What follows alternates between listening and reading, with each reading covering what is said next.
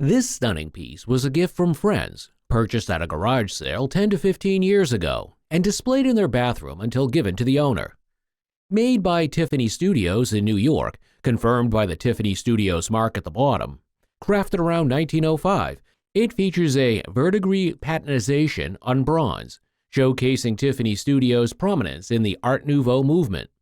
The intricate design includes individually crafted leaves emanating from the base. So there's an incredible amount of work involved in that. It's not just sort of a large cast base that has some detailing on it, but each piece is so those is are individual individually made and then soldered together. Yeah. The stem is graceful, leading to delicate bronze wire decorations, and the top exhibits a rare saxifrage pattern. Estimated at auction, a single candlestick could fetch. I would be looking probably in the $15,000 to $20,000 range. So. Aren't many events as historical as man landing on the moon. To many, the formation of NASA was a turning point in human history, and today's guest's father was a key figure in actualizing man's dream to land on the moon. And what was his capacity there? He was in the human engineering, biomedical, bioresearch area. So he did quite a bit. I assume so, Yeah. yes. We can see here some NASA photos that were signed by key individuals during the event. These photos represent the testing and formation of the spacesuits for durability. We can also see that the guest's father was a key player in that he designed the first helmets that were used to travel into space. The photos were signed by the original Mercury 7 who traveled into space. As a piece that was signed by history makers who were some of the first people to step on the moon, these signed photos represent a vital piece of history and auctioned for. Well, this photo, we would put an estimate at auction between $5,000 and $6,000. Oh my. And at auction, we put a price of between $1,000 and $1,500. Wow. Now, lastly, we have the interesting photos here of showing the development of the helmet. At auction, we would estimate these between $1,000 and $2,000. Wow. Thank you.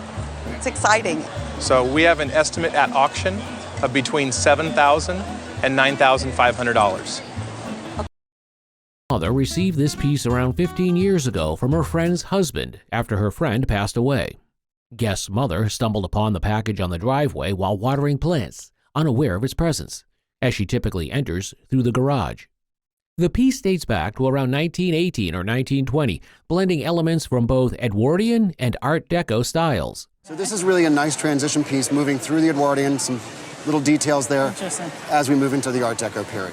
It's made of platinum and adorned with diamonds, featuring a stunning Burmese ruby at the center. But the real star of this piece is this stone right in the center, this red stone. This is a ruby.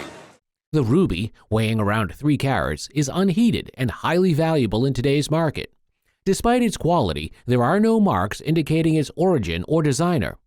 It likely originated from a leading wholesale manufacturer in New York. At auction, it could sell for between... This item would carry a pre-sale estimate of between $80,000 and $100,000.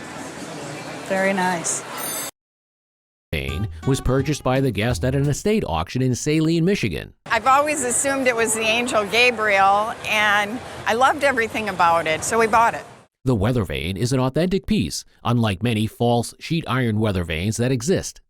Its form features Gabriel blowing his horn and rising, which is considered unusual but authentic. When you look at the weathered edge, there's a lack of significant rust like new iron does. Also, there are vestiges of the gliding and beautiful old patination. Based on its remarkable designs, this piece can be described as a captivating silhouette. Likely made in the early 19th century, this terrific Gabriel folk art weather vane is entirely successful. Even though its origin is not known precisely, a religious artifact of this authenticity is highly valued at. In an auction situation, we would estimate this at $15,000 to $25,000. Oh, wow. So it's terrific. Thank you. This captivating painting, originally owned by the guest's grandfather until his passing in 1983, holds a cherished place in their family history. The painting, by Alexis Fournier, prominent figure in the arts and crafts movement, was acquired due to the grandfather's love of the movement. He became the sort of resident painter of the Roy Crofter group. Alexis Fournier, born in 1865 and passing away in 1948, was deeply influenced by the Barbizon painters and their romanticized view of nature. And he became a part of an American Barbizon movement when he came back. The painting, titled After an October Rain, is noted for its arts and crafts frame, enhancing its connection to the movement. Inscribed on the back with a price of $500, the painting's true value exceeds typical estimates, with similar works by Fournier ranging from $4,000 to $6,000. However, due to its specific Brown County location, this painting is estimated to be worth significantly more, with an auction estimate ranging from... Auction estimate on this picture today might be in the $25,000 to $35,000 range. That's wonderful. Bloom has been in the Guest family for numerous generations, tracing back to the Guest's great-great-great-grandfather. He was an Indian scout in the Battle of Tippecanoe and also in the Battle of 1812. During his role as an Indian peacemaker in Georgia, he befriended Seminole Indian chief Billy Bowlegs, who bestowed the heirloom upon him. Billy Bowlegs was the Seminole chief after Osceola. During the War of 1812, the Seminole sided with the British to a great degree. Since then, it remained within the family. The horn, dated 1813, was likely carved at the end of the War of 1812 and holds significant historical value. So when you see these big books of portraits of the American Indian representatives to Washington, Bowlegs is in all of them. Its documentation and connection to such a prominent figure makes it a valuable artifact. The backside of the horn was plain, whereas the front had carvings suggesting it was made to show from the side and to hang off a strap. The appraiser estimated its worth at auction to be between $20,000 to $25,000. Oh my, nice. That's nice. The charcoal portrait is a somber reminder of a family tragedy and was inherited by the Guest from her great-uncle. The artwork depicted the Guest's great-uncle's son, a young man who had died in a car accident. Did this portrait of my uncle's son, and it was his only son. The portrait held immense sentimental value, serving as a cherished memory of the lost loved one. It is truly an intriguing piece done by the artist Nikolai Fechin, a charcoal on paper as he did many of his portraits, and with the initials NF on the lower right. Fechin's artistic journey spanned continents, starting in Russia before the artist was forced to flee due to the Bolshevik Revolution. Eventually, he landed in the United States, initially settling in New York before health concerns drove him to New Mexico. The dry climate of Taos proved to be a haven for Fechin, and it was there that his artistic reputation in America truly flourished. However, personal circumstances forced him to relocate once again, this time to Santa Monica, California. It was likely during this period, around 1936, that Fechin met the Guest's great-uncle, who worked as a dentist in Beverly Hills. This artwork bears a great significance due to the artist and a lot of emotional weight based on its origin. Considering both the artistic merit and the backstory, the estimated value of the portrait is between at $15,000 to $25,000. Thank you. I think my great-uncle would be very proud. Recognized one etching as a John Sloan and the other as an Edward Hopper. Both Sloan and Hopper were prominent artists who initially made a living as illustrators before achieving recognition for their etchings. Sloan was part of the Ashkin School, a group known for depicting realistic scenes of New York City. Hopper's etching, Easter Eve, was a view of Washington Square Park, and interestingly, Hopper's studio was located nearby. This piece is signed John Sloan, and it is annotated 100 proofs, meaning there was an edition of 100 made of these. The Hopper etching is also signed here in pencil, but is from a much smaller edition of probably 25 to 50 prints maximum. It is called The Railroad, and it was made in 1922.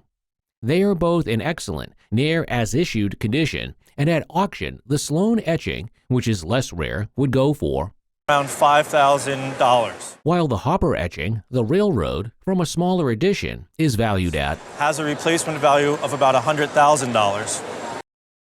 Fascinating heirloom, a sand art bottle created by Andrew Clemens, a deaf-mute artist from McGregor, Iowa. The Guest knew little about the piece, but had discovered the artist's name online.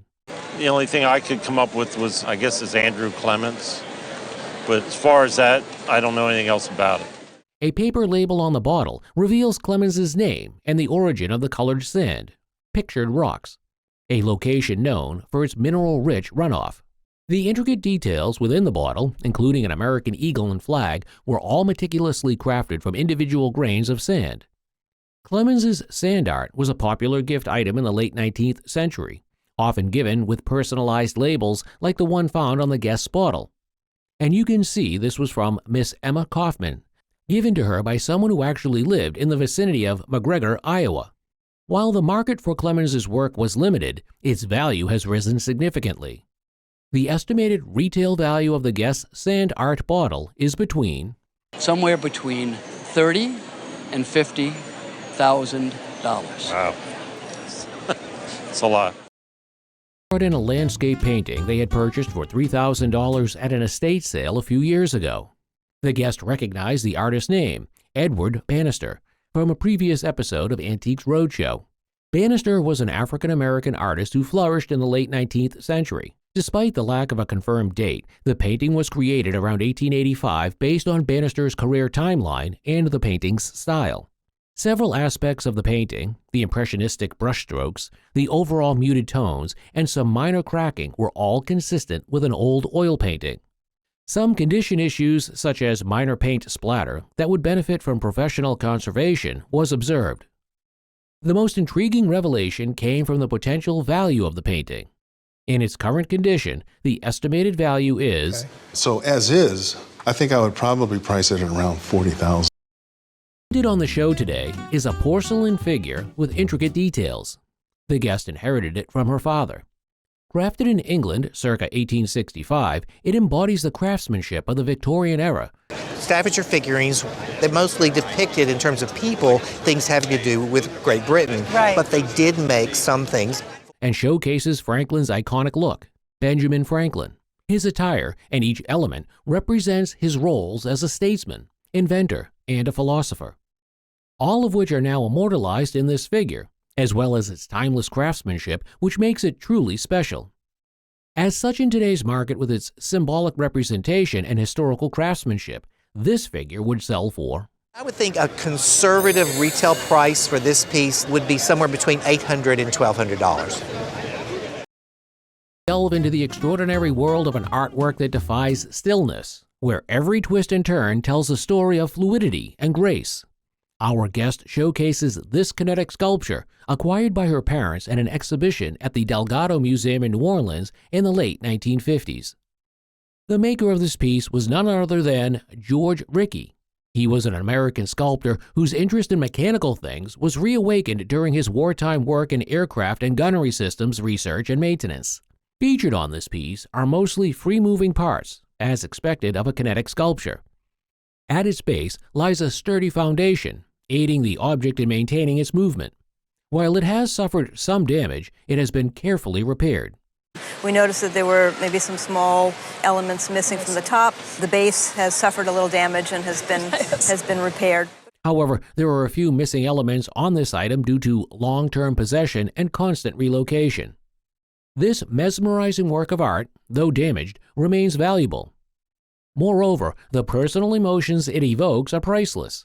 At auction, its value is estimated to be around... Conservative estimate would be between $10,000 and $15,000. I'm surprised. I thought you would say $25, but if you put it back together, it might be worth $500 or something like that.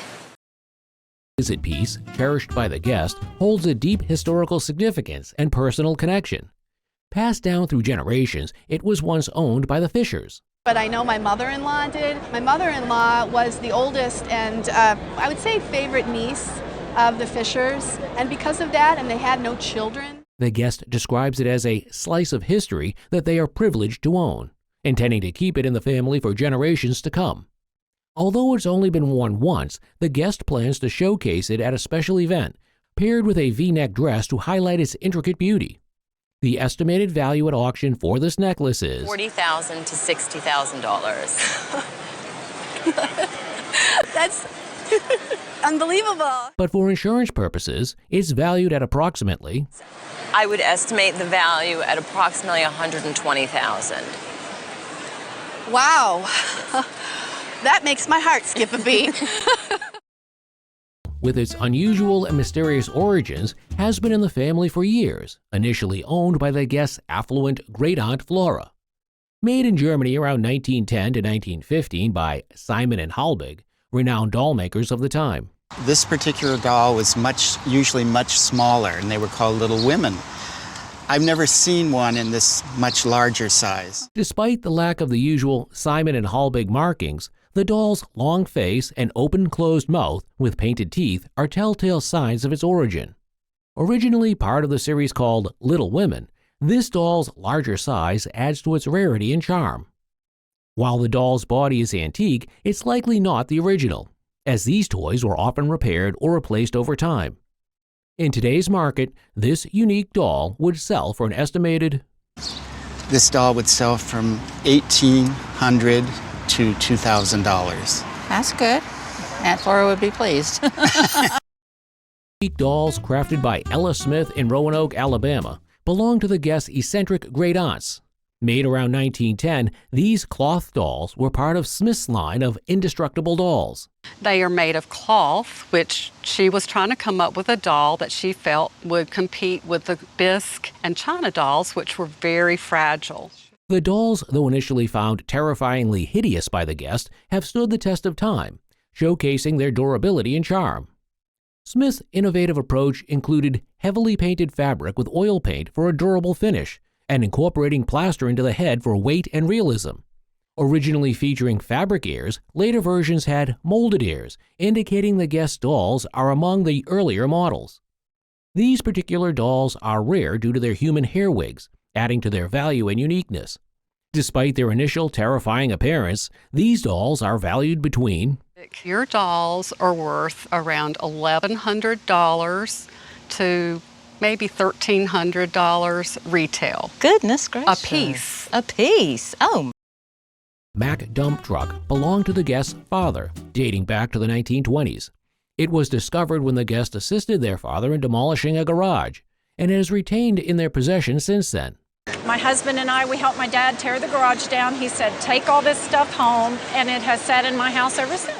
The appraiser identified the car as a Steelcraft pedal car Mack dump truck, noting its classic design and dump action feature. It's a classic piece with a whole dump action for kids to play with, all sorts of action, moving the noise. Despite showing signs of wear, it was in remarkable condition for its age, a rarity considering most similar items are usually restored. The appraiser estimated its value at auction to be between... somewhere between $1,500 and $2,000. Whoa! Imagine owning a piece of Hollywood history, a dress worn by Marilyn Monroe in the film Some Like It Hot. The guest got it from a friend who was a costume designer in Hollywood and has held on to it since then. Have any idea where Don got it? I don't know, but I assume he probably got it from Western Costume Company. This isn't just any gown. It's a creation by Oscar-winning designer Ori Kelly, renowned for crafting Monroe's most captivating looks. The dress is made with black peau de soie, a fabric as smooth as satin. The skirt sways with a captivating fringe that gave her all the movement that made Monroe a legend. Remarkably small, it speaks to the star's iconic silhouette. But the magic lies in the details. A label bearing the name Don Feld from Ori Kelly's collection, a whisper of Hollywood provenance. And then the ultimate stamp of authenticity, a label with Marilyn Monroe's very own name. This isn't just a dress, it's a tangible link to a cinematic masterpiece and a cultural icon. In an auction, it would easily fetch $150,000 and $250,000. Oh my... Whoa. Found 3 pretty plates at an auction and bought them for $10 each. The plates were railroad china, which means they were specifically designed to be used on trains. These plates are sturdier than regular china because it can get quite bumpy on a train. The 3 plates had different values as they were made by different companies. The first was made by Syracuse China Company and was worth $75 to $100. The second one was made by Buffalo Pottery, and it had a retail price of $100. The big money bag was the third china plate. It was made by Haviland Limoges, who was thought to be one of the best French porcelain manufacturers of the 20th century. It was worth $700 to $800, bringing the total of the set to $875 to $1,000. Holy crap. Holy moly. Can you imagine? Jeez. $700 to $800? That's too much. I know. This guest brought a present from Iceland that her father had given her mother in the 50s. The present was a teddy bear made by Schuko, a German company that was a prominent toy company in the 50s. Schuko was the major competition to Steiff, the #1 toy company to date. But the company went bankrupt in 1976, but reorganized and started making model cars. Toys by this company are still regarded as a huge collector's item. The teddy bear was a rare yes-no panda teddy bear. It has levers that allow it to make yes and no gestures. The bear was in perfect condition because the guest said she had been too scared to play with it as a child. Because of its perfect condition, the value is placed between $900 and $1,200. The owner was pleased with this and reconsidered her fear of the teddy. Really? Really? Oh my gosh. Well, maybe I should keep them out and look at them more often. First edition of The Wonderful Wizard of Oz in the 1960s. The book is autographed by the illustrator W. Denslow with an original piece of art inside the cover. And he signs with his signature seahorse monogram. It's notable as his symbol. It's on the spine of the book. It's everywhere. So the book was published in 1900, Chicago. Denslow collaborated closely with Baum on The Wizard of Oz, which led to the book's success. Colorful prints made it a costly masterpiece of its time. An ink drawing by Denslow, inscribed to Dorothy Roundtree in 1900, adds historical significance. There is speculation that Dorothy Roundtree inspired the character Dorothy in The Wizard of Oz. The book is in excellent condition, nearly fine, with no restoration. Inclusion of Denslow's drawing and signature enhances the book's value. So I would say safely, if we were an auction estimate, we'd put 60 to 80,000 estimate. Oh, my goodness. And that's an estimate. And it's not for sale. Insurance value of this masterpiece is $100,000. Family had a long-standing connection with the space race, which led to a substantial collection of astronaut memorabilia, including autographs. A collection of a lot of different astronauts and autographs and all that, but I think it's the story behind it that really made it interesting for us. The appraiser selected a few notable items from the guest's collection for review. Among them was a photograph of the guest's father in front of the hotel with a sign promoting their corned beef. The guest shared a humorous story about his father and astronaut John Young smuggling corned beef sandwiches into space, which led to a congressional investigation due to the crumbs and mess it caused. Gemini 3 mission was to test different foods in space, and to have a corned beef sandwich brought on board along with all these emulsified, glycerin-covered foods. I can see why the government might get a little upset and decide to do a little bit of an investigation about it. Among the collection was a letter from Alan Shepard to the guest's father, written on Ramada Inn stationery, humorously referencing the corned beef incident. The appraiser also pointed out 2 photographs signed by Neil Armstrong and dedicated to the guest's parents and himself as a child. The appraiser estimated the letter and photograph would fetch between. Estimate at auction, this would sell for between $3,000 and $5,000. Too fun. The 2 signed photographs of Neil Armstrong were valued between. We estimate at auction, each one would sell for between $7,000 and $10,000 each. Chair, please. Very good. Leaving the guest pleasantly surprised and grateful for the sentimental and monetary value of his father's legacy. The entire collection was appraised at approximately, as a whole, we'd estimate around $40,000 to $50,000. Wow. Thanks, Dad. Every figure's piece was showcased on the show in the form of a photo album. This album is a cherished family heirloom that dates back to 1907. Okay, it's probably the nicest album I've seen of Buffalo Bill. It provides a glimpse into the Wild West show of Buffalo Bill, who was an American soldier and showman. First one is actually Buffalo Bill, and it shows Buffalo Bill in his grandeur. This album showcases various acts and moments from the show's performances. Additionally, the album includes images of the show's grand entry, as well as charming pictures of young Native Americans. Despite the softening market for Buffalo Bill memorabilia, this album stands out as a significant collection that's valued at I would estimate that in a retail situation, it would bring $2,500 to $3,500. Wow. Wow. Thanks, Grandpa. Show today is not just a painting, but a window into the soul of an era long past, where every detail is a thread in the fabric of history. This painting has been in the Guest family for at least 3 generations.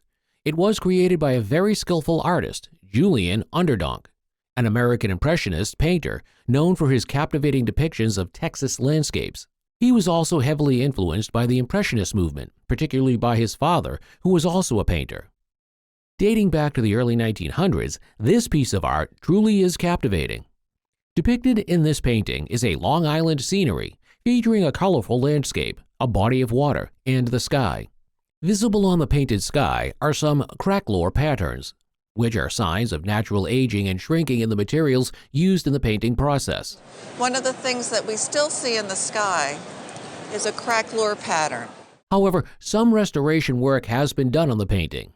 Overall, this painting, together with its rich history and its age and preservation, would be valued at auction for around Retail, I'd be valuing the painting at $35,000. You're kidding. Yes. Oh my gosh. Yes.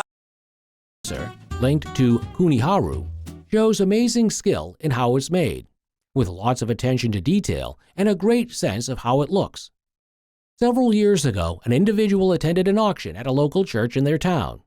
During the auction, they spotted a piece they decided to bid on, setting a limit for themselves. Surprisingly, they won the bid for a deer sculpture. The appraiser provided background information on the Japanese market, noting its softness compared to other Asian art categories, but highlighted exceptions for extraordinary works by renowned artists. The object in question was identified as a censer, used for ritualistic purposes to emit aromatic smoke. The appraiser attributed the piece to Kuniharu, a master bronzesmith of the Meihei period. Despite the soft market, the association with such a master could fetch significant interest in prices. Additionally, the piece was said to have been returned from the Boston Art Museum in the early 20th century, potentially adding to its value. While estimating the value of the beautiful piece, the appraiser says, I think an appropriate auction value in 2016 would be $10,000 to $15,000. Okay. So you did tremendously well at auction. Wow. Never, ever expected. Whatever it was that drew you to this piece, your instincts were absolutely correct. It's a masterpiece of its type. Wow. Thank you. The heirloom included a chair that belonged to his great-grandmother. Upon examining the chair, the appraiser noted the inscription, "Consider Tiffany, A.D. 1761. However, after thorough research, he couldn't find any evidence of cabinet makers named Tiffany. Despite the unknown maker, the chair was identified as a William and Mary armchair from around 1720, likely crafted in southeast Connecticut. The appraiser suggested that it was probably made by a wood turner, given its predominantly turned components. It's what we would call a turner's chair. By that, I mean the primary skill was a wood turner. In fact, there's only 4 pieces that were not turned: the arms, the crest rail, and the stay rail. Okay. Initially plain, the chair underwent modifications in the 19th century to enhance its appearance. Carving details were added to give it a more ornate look, alongside metal reinforcements and adjustments for comfort. However, these alterations diminished the chair's market value and historical integrity. Given these considerations, the appraiser estimated its value to be It's probably about $2,000, maybe $2,500. Cabinet, purchased by the guest's great-great-grandparents in 1828 in Lancaster, has been in the family for generations and now resides in the guest's living room. Standing at 9 feet tall, it barely fits in the guest room, with only about an inch to spare to the ceiling. I think there's like an inch to spare. It's a little tricky getting it into the house. Originally, the cabinet had a pediment on top, which has been lost over the years, likely due to its size, and Great thing about this, and maybe the thing that limits it somewhat, is the fact that it is so tall. Yeah. But the fact that it is so tall gives it a lot of presence. The cabinet features impressive architectural details, such as an arched top, keystone automation, and intricate moldings, all contributing to its visual appeal. Made of curly maple, also known as tiger maple, the cabinet has undergone some refinishing or rubbing down over the years, which has affected its original finish and varnish, giving it a slightly different appearance than when it was first made. The cabinet incorporates yellow pine secondary wood, a common feature in furniture from the 1830s to 1840s. Despite some alterations and wear over time, the cabinet is estimated at a retail or insurance value of I would put $9,500 on this. Okay. You can live with that? I can. artwork, gifted to the guest by the artist Forrest Bess in 1962, is a rare and fascinating piece with a rich history. Forrest Bess was born in 1911 in Bay City, Texas, and was a self-taught modernist artist known for painting his dreams. He was discovered by gallery owner Betty Parsons in the late 1940s, who She represented Jackson Pollock and Mark Rothko. Bess lived an unconventional life, working for the Corps of Engineers during World War II And then after the war, he was called back to be in charge of his family's bait company in the late 40s, probably. He built his home and studio out of driftwood found along the beach, and the frame of this artwork is also made from driftwood. Bess painted his dreams, often taking naps during the day and translating his dreams onto canvas. This particular artwork, labeled as Number 30 by Betty Parsons, was likely titled by her and exhibited in her gallery with the price of $150. Modernist works like these are highly sought after, and if sold in a specialized gallery, this piece could fetch a price in the range of $75,000. You're kidding. No, I'm not kidding. Of books was brought by the guest. Books were from the Western works of a renowned artist named Cormac McCarthy. The artist was a friend of the guest back in Knoxville, Tennessee, years ago. Each book in the collection was signed by McCarthy to the guest, despite McCarthy being notorious for not signing books often.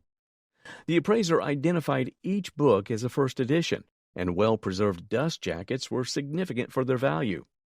One of the books, titled Blood Meridian, which was a very early book, was considered the most valuable out of all. Due to the artist's popularity, the appraiser estimated the overall worth of the collection to be sort of on a retail. Now, on an insurance level, you have a collection here, I'd even say $10,000 to $15,000. Wow. has been hanging in the guest's childhood home in Vermont for their entire life. Before that, the guest's father inherited it from his grandmother, and it is believed to have come from the family friend, William Went, who was called the Dean of Southern California Landscape. He died in Laguna Beach in 1946, where he set up his studio. The painting, an oil on canvas, was purchased directly from William by the guest's great-uncle. It is a California landscape typical of William's style. So that's a really kind of a cool thing. He's known as a landscape painter that actually painted a lot of California landscapes. Additionally, the piece was signed William Went, but not dated. However, based on the artist's popularity and the piece's intact condition, it would be worth nothing less than I would estimate this to be worth at auction between $15,000 and $25,000. Wow. Great. Good job, Dad. Vintage English lantern clock exhibits both aesthetic charm and craftsmanship. This clock belonged to the guest's father, an avid antique collector. Its lantern shape earned it the name lantern clock, and it likely dates back to around 1670. It's what we call a lantern clock. They got their name because this sort of mimicked the shape of a lantern. The clock probably dates about 1670. Another intriguing aspect of this clock is that it represents the first domestic form of clock affordable to average people. Additionally, this clock serves as the predecessor to the grandfather clock. At the base of the clock, there is a pulley and chain attached to a counterweight, as the clock operates on a weight-driven mechanism. Its dial features just a single hand, and the clock was crafted from steel and brass. Encountering an item such as this one is quite rare, and considering its era of origin, it remains in remarkably good condition. Therefore, it would fetch a high auction value of These clocks today, retail, usually sell in the $7,000 to $10,000 range. Great. Well, Yeah. thank you very much. That's great. Well, thank you, Senator, for bringing it. Thank you so much for having me. Dating back to the late 1880s, is a prized family heirloom with a rich history. Manufactured in Indianapolis and patented by William Wooton, this desk gained fame at the 1876 Centennial Exhibition, often owned by titans of industry.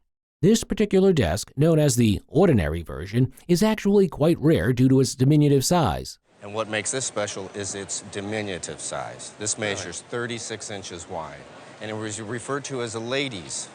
Despite its simpler design compared to other versions, its rarity adds to its value. The desk features a patented mark by Wooton, indicating its authenticity, and boasts innovative design features like numerous compartments for organizing paperwork. And tidy for everybody, and this was the way that Wooton designed this, and that's what gained him fame. A notable feature is its secret compartment, adding a touch of mystery and intrigue to the piece. Made primarily of walnut with a burl walnut panel, at auction, this desk is estimated to be worth. Try to generate interest with a $4,000 to $6,000 estimate, but really it'd be the market that would tell us what it's ultimately worth, because one hasn't sold in a long time. Of New York Mets memorabilia dates back to the 1960s, the very birth of the team. Acquired from a yard sale, the collection includes items obtained from the seller's aunt, who worked for the Mets. Among the treasures is a rare Lady Met bobblehead, a souvenir from the 1960s known for its scarcity. Also included is an early Mr. Met bobblehead, predating many others, along with a 1964 Shea Stadium dedication ashtray, highlighting a pivotal moment in Mets history. A signed baseball from the era, likely from 1963 or 1964, adds to the value and authenticity of the collection. Additionally, a pin from a hot dog vendor provides a unique glimpse into the fan experience at the time. The entire collection is estimated to be worth just what's on the table here. I'd insure it for $2,500. Wow. It's a work of art, figuratively and literally. This piece is an etching that was part of a collection and was done by a famous French etching artist, Jean-Baptiste Corot. Corot was a French landscape and portrait painter as well as a printmaker and etching. This particular piece is actually part of a pair that Corot made in the 1860s. Corot was, at this time, one of the more famous painters in France. Typical of etching techniques, this piece involved using acid to bite into a metal plate, which was then used to create this intricate design. This piece, with its rarity, coupled with the fact that it's from one of the most notable etching artists, would make it valued at, I would put an auction estimate conservatively at $3,000 to $5,000. Down memory lane through the lens of vintage trolley car advertisement cards. This collection was discovered by a guest in a house he purchased years ago in Baltimore. We can date these items by examining their printer's code.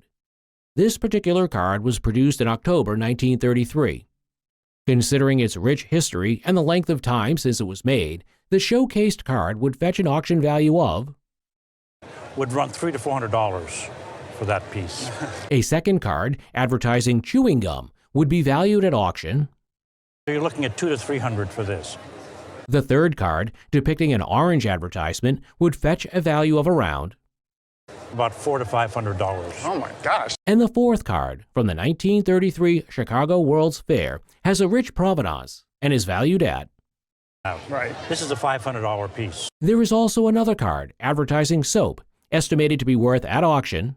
This one, it's a very nice colorful piece, about $300. Lastly, we have a card from the campaign of Theodore Roosevelt, who was an American politician, statesman, and writer, who served as the 26th President of the United States of America. With such political and historical significance, this piece is valued at auction to be, and that's about a $400 to $500 piece. Mm-hmm. Guess I need to get them out from underneath the bed and do something with them. And I almost left them behind when I sold the house. Magical about ventriloquist dummies that makes them a captivating piece, and this dummy is no different. So you've got him through your family? Yes, Dad belonged to a magic club in Catford in South London. This is my dad here. Made of wood with a realistically painted face and movable features, this piece is called a Cheeky Charlie. He is often dressed in a smart outfit, such as a suit, adding to his charming appearance on stage. Charlie plays a crucial role in the ventriloquist act, serving as a comedic partner in the dialogue. So what would you say if I was worth 600 to 800? Wow. Nevertheless, how much do you think Cheeky Charlie would auction for? Germans are known for their expertise in creating innovative machines, but this woodcut art piece by Kat Kollwitz puts them in the same conversation with the best at woodcut art. Katie Kollwitz, she's from Germany, I believe. It is by the artist Käthe Kollwitz. She's a very important German printmaker during the first half of the 20th century. Kat Kollwitz was a very important German printmaker during the early 20th century. She wasn't just well-versed in the art of creating beautiful woodcuts, but she also created lithographs and etchings. This painting is controversial because it was made in honor of a political revolt. When the armistice was signed and Germany was defeated in 1918, there was a working-class uprising in Germany and a revolt. Karl Liebknecht was one of the leaders of the working-class revolt. That's why the name of the painting is titled A Memorial for Karl Liebknecht. Nevertheless, as an inspiring piece of art and testament of German expertise, this woodcut design auctions for... At auction, I would estimate it to sell for between $4,000 and $6,000. Really? This is a spectacular portrait of the British Queen. Our guest's great-aunt painted this piece. She was a society and royal photographer who worked with Dorothy Wilding Studios. Trissa Johnson, and she was... Yes, she was my great-aunt. I see. And she died in 2000, age 94. The painting was done from a photograph taken during a formal sitting of Dorothy Wilding and the Queen. Queen Elizabeth II was the Queen of the United Kingdom and other Commonwealth realms. She was the longest reigning British monarch in history. Along with the original photograph, our guest also presented the material from the dress worn by the Queen in this particular painting. Yes, it was supplied along with various other bits and pieces to assist her with the painting. Just to give some idea of the colours to help her sort of render it right. Exactly, yeah. Rare and unique, this painting signifies the monarchy and pride of the British, with an estimated value of... I would have thought that it's got to be worth between £4,000 and £6,000. Not a huge amount. No. The guest lived with Chuck Close and acquired this piece from him. Since then, it has mostly adorned walls. The piece dates back to 1961, early in Close's career when he was around 20 or 21 years old. Unlike his famous large-scale portraits, this one is abstract. You think of these large-scale portrait heads, photorealism, very far from this abstract expressionist-inspired work. It's an oil painting titled The Turkey Painting. Despite having some small puncture holes, it's in good condition. Its value ranges from... At auction, I would put a value of $50,000 to $80,000 on this painting. The guest's home since she was a child. According to her father, her great-grandparents purchased it on a trip out west. The back of the carrier bears a date of December 1885, and the artist's name is also on the back. This piece is a replica of a full-sized baby cradle made by a Kiowa woman in Anadarko, Oklahoma. It's very unusual to have a name associated with a piece. It's possible that you could take that name and run it down in the Indian rolls. We can see the carrier's boards are painted, and the wood is possibly bois d'arc or ash.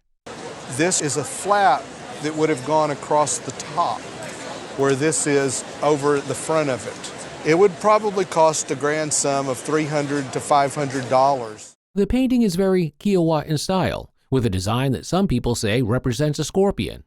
Also, the beading is unusual, almost like it was beaded on a loom and attached in strips. However, this carrier is a symbol of North American tribal art, and despite being in pieces, the carrier's value is not significantly affected and would fetch a decent price of... If you went to buy this in a shop, it's going to be easily $10,000 to $12,000. Oh my gosh. Folk art piece that had been acquired at an auction for $100. The item was identified as a whirligig made by an unskilled artist.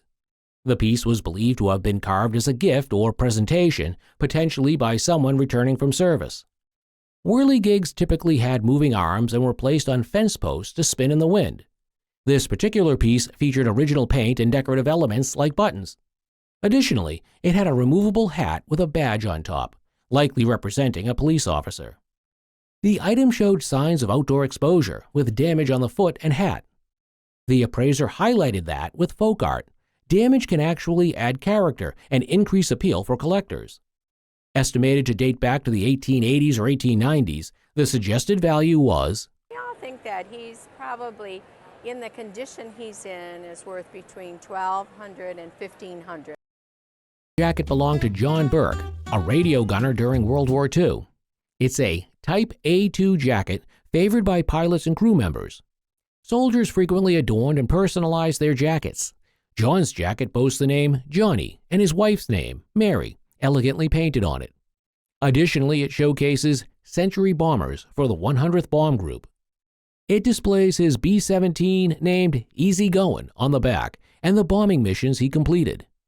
The letters on the bombs denote various cities such as Munich and Berlin. With a photo of John wearing it, its authenticity is unquestionable. Hence, it's valued at, looking at maybe $3,000 to $4,000 today at auction. Wow. And it's just a great piece, and I'm really glad you brought it in. Well, thank you. That's fantastic. we see a figurine such as this one. This particular figurine is famously known as the Alka-Seltzer Speedy figure. The guest acquired this figurine while working at a bakery in Los Angeles in 1969. This figure was created as a form of advertisement for Alka-Seltzer medication. Featuring a cheerful smile, green-colored eyes, and a hat, the figurine also has a shape resembling the Alka-Seltzer pill on the front of its torso.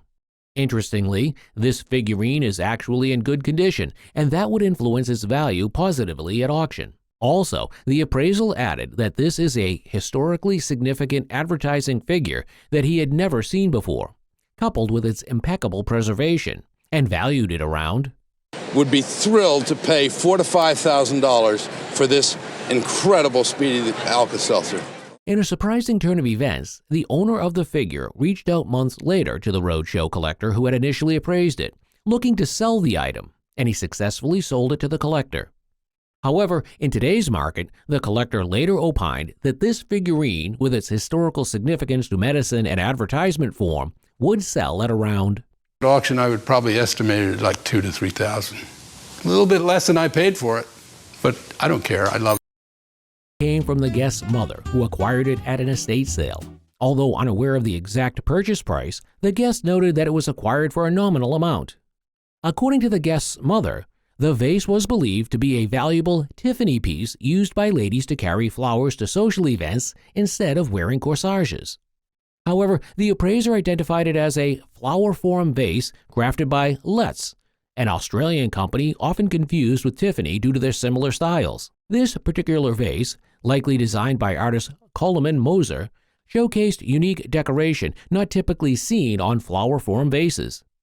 Due to its distinctive design and historical significance, the appraiser estimated the value of this beautiful vase to be between. I think because of its form and the design, the combination of the two, I would say that this piece would sell somewhere between $3,000 and $4,000. Oh my goodness! Rocking chair isn't just an object, it's a testament to the artistry and ingenuity of generations past, offering solace and reprieve to weary souls. The guest's father-in-law purchased it at an antique store in Georgeville, Illinois, and he had owned the chair for many years. Over the years, few chairs of this type have been presented on the show, as the appraiser noted. Believe it or not, over the years we've seen a few of these chairs. On the crest rail of the chair are acorn terminals, which must have required a lot of work to make at the time it was crafted. This chair is very old, dating back to the late 19th century. For its age, this chair has been very well maintained. Looking at the chair's legs, we can see the craftsmanship of its maker and how the horn designs were utilized. This vintage rocking chair in such good condition, with its timeless design and comforting embrace, attests to the enduring allure of simplicity. Its value at auction would be placed at around.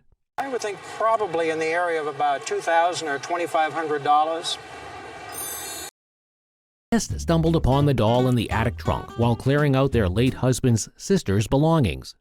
This specific rag doll originated from Roanoke, Alabama, crafted by a woman named Smith. Her name was Ella, and she was known as the Alabama Indestructible Doll. The Alabama Indestructible doll is a captivating relic from the early 20th century American history. It was crafted around 1910 from a unique material known as Alabama clay. These dolls earn the moniker Indestructible for their renowned durability and resilience. The clothes are all original, though they are burned. The expression on it was sad and primitive, with a distinctly folky appearance. Then there's a little crack on her face, and her painted shoes, though worn, were still in good shape. Revealing the doll's timeless charm, the appraiser evaluated it worth, at a doll show, you would see her probably for $2,000 to $2,500. Are you serious? And on a good day, maybe $3,000. What? 1910, these items came into the possession of their family from the Oklahoma area. In the 19th century, Oklahoma was recognized as Indian Territory. The Kiowa tribe is already in that area, and some of these are of it. These moccasins from the Delaware tribe were sent out there in the 1830s, despite their origins in Delaware. The style of beadwork and decoration of the Kiowa was greatly influenced by them. The design of this Delaware moccasin bears some resemblance to the patterns found on this Kiowa bag. The leggings were fully fringed, covering the entire leg up to the top. As they walked, the flaps opened and flapped with each step. In Oklahoma, one can observe the distinctive fringe attached to the back of their moccasins, locally known as dusters. Perhaps the same notion crossed their minds, that their footprints seemed to vanish with each step they took. These leggings showcase a vibrant combination of yellow and green hues, accented by rolled fringe. 2 or 3 pieces of fringe were rolled and twisted tightly, creating a unique pattern. The strike-a-light nearby displayed similar intricate craftsmanship. The pouch was worn on the belt, tasked with carrying all essential materials for starting a fire, flint, and striking tools. All these items are valued by the appraiser, and they could expect to pay somewhere in the neighborhood of $6,500, $7,500. This particular pair of leggings is worth somewhere in the neighborhood of $4,500 to $5,500. This strike-a-light is worth, again, somewhere in the neighborhood of $4,500, and these moccasins are worth $3,000 to $4,000. Fascinating heirloom clock, a wedding gift thought to be for their great-great-great-grandfather. The clock is a product of C&N Jerome, brothers who were renowned clockmakers during the early 19th century. This item is dated to 1835, and its design is representative of the popular Greek Revival style of the period. You can also see the original reverse painting adorning the lower part of the clock, emphasizing the importance of preserving such original features. While the clock's condition showed some wear, the estimated replacement value is would bring about $3,500, something in that range. Most tragic events aren't often remembered. The Battle of Pearl Harbor is one never to be forgotten. Today's guest's father was one of the men who participated in the historical event. To mark the event, his father acquired some historical Pearl Harbor buttons. This material was produced after Pearl Harbor. Of course, it was a traumatic event, which serve as a reminder of the event. But in contrast to the tragic parts of the event, the main purpose of these buttons is to serve as a motivation for patriotism. Some folks call historical pieces like these war jewelry because they were significant pieces used in the war. And another interesting piece is this compact, which is a ladies' compact. Yes. And it's in excellent condition. The buttons also have pictures of key moments that were prominent during the war. Since these buttons represent a piece of American history, these buttons auction each at you would have here, in aggregate, a value of something between $700 and $1,000. That much? Oh, yeah. Well, some of these pieces just don't appear. Kidding me? That's exactly. My brother told me it's ugly. The guest was fortunate to have purchased this Fremont Ellis painting for just $1.50. It had a $3 price sticker on it, and for that day, since everything in the store was 50% off, I got it for $1.50. Fremont Ellis painted it in New Mexico. Ellis was born in 1897 and passed away in 1985. He studied in New York. The painting reflects his Western style, incorporating a great use of light and autumn foliage. Water and trees vividly showcase the beauty of nature. The information on the back of the painting specifies its location as Red River Canyon, El Rancho del San Sebastian. It's rare to have the exact location in American painting, which adds significant value to it. Let's assess the current value of the painting that was originally bought for $1.50. $10,000 to $15,000 Oh, worth. my Lord, you're kidding me. That's exactly. My brother told me it's ugly. Thank you. I appreciate that very much. A guest brought a desk that had been in her family for many years. She used it like an ordinary piece of furniture in her home, even though she knew it had some value. The desk is of modern Gothic design and was created by H.H. Riggers. The design of this desk is spectacular as it opens up to create a writing surface and drawers. The beautiful patterns and embellishments are characteristic of modern Gothic designs and make this desk look regal. The appraiser thought a desk like this was now worth $4,000. Okay, thank you. I appreciate that very much. Oh, my God. Oh, that's fantastic. The guest brought in a pistol inherited from his father, which was reportedly a murder weapon. The guest's grandfather, a federal district court judge in Wisconsin during the 1920s, obtained the pistol after presiding over a murder trial. The gun was apparently the murder weapon. He presided over the trial, and the murderer, he was put away. He was found guilty. The pistol is a .38 caliber Hopkins & Allen revolver, manufactured around the 1880s, which is engraved with the scroll work and features a game bird scene panel. It also has ivory grips, and in its original box with instructions in English and Spanish. The appraiser highlights the deluxe quality of the pistol. Another amazing thing of this pistol is having the original box with instructions. The appraiser estimates the value of the pistol and the box to be between $3,000 and $5,000. Oh, my God. Oh, that's fantastic. Brought an Ernest Laville glass vase to the show, created by Ernest Laville, a prominent glass artist of the 19th century. It symbolizes the artistic expression of the Art Nouveau movement. It embodies a departure from traditional design norms.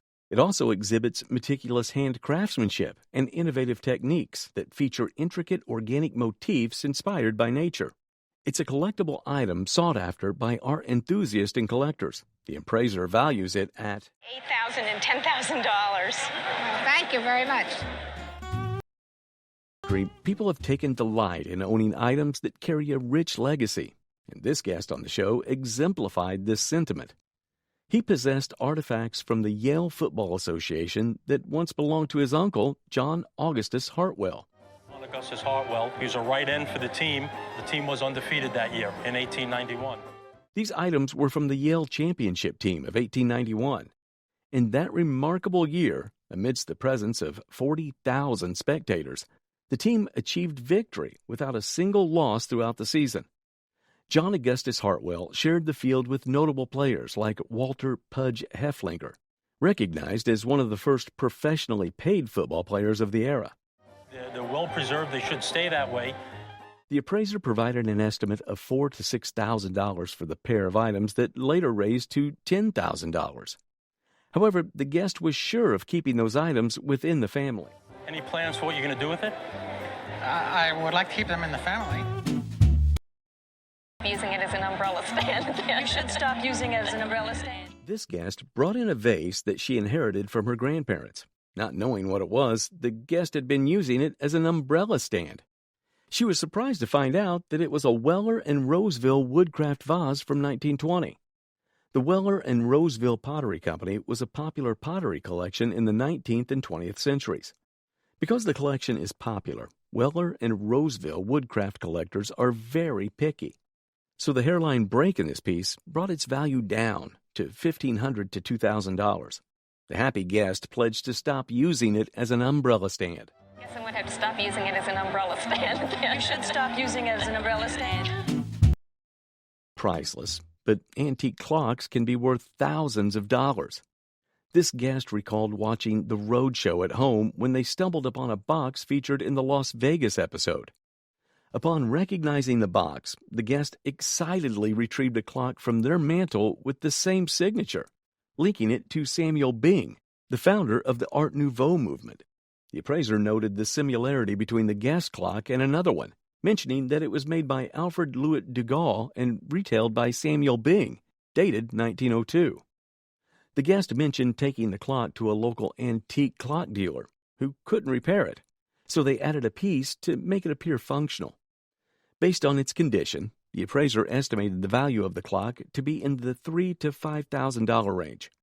Despite their initial modest investment, the guest was delighted to learn the clock's true worth. The silver piece. It's a small wheelbarrow made of mixed metals.